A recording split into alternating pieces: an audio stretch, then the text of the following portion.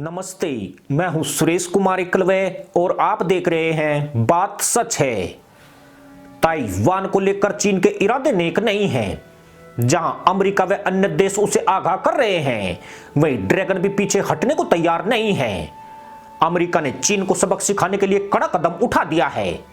उसने परमाणु हथियारों से लैस 2 युद्धपोत, एक फिलीपींस के समुद्र में तो एक अन्य जापान के योकोसुका में तैनात कर दिया है।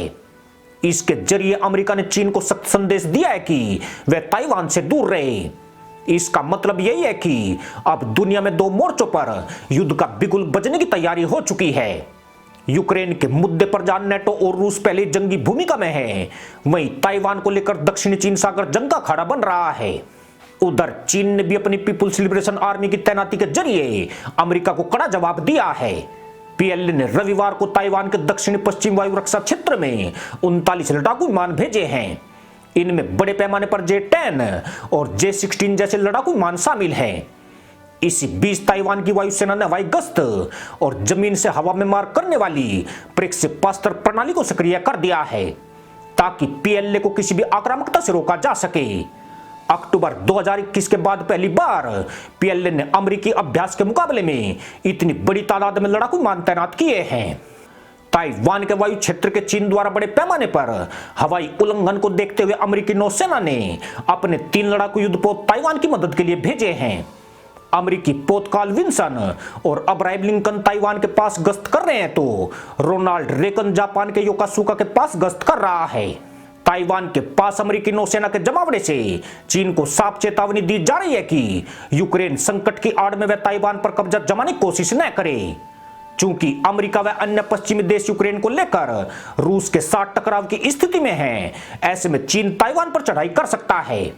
इन्हीं आशंकाओं को देखते हुए अमेरिका ने ड्रैगन की घेराबंदी सख्त कर दी है। दरअसल चीन इस वक्त यूक्रेन संकट का फायदा उठाने की फिराक में है। चीनी राष्ट्रपति शी जिनपिंग यूक्रेन के मुद्दे के बीच ताइवान को लेकर आक्रामक तरीके से आगे बढ़ने की योजना बना रहे हैं। अगर रूस और यूक्रेन में जंग जैसी स्थिति बनी तो अमेरिका और नेटो देश उसमें उलझ जाएंगे। ऐसे में चीन ताइवान पर हमला करके उसका विलय करने की कोशिश करेगा, लेकिन अमेरिका भी उसके मंसूबों को समझ रहा है। इसलिए उसने अपने युद्धपोतों को समुद्र में उतारकर चीन को पहले ही आगाह कर दिया है। बाइडेन प्रशासन ने इसी महीने चीन को अपनी औकात में रहने की चेतावनी दी थी। उसने साफ कर दिया था कि उसकी भारत के लद्दाख में पीएलए की निर्माण गतिविधियों पर भी नजर है। अगर चीन ने अपनी हरकतों को नहीं रोका तो अमेरिका अपने सहयोगियों की हर संभव मदद करेगा।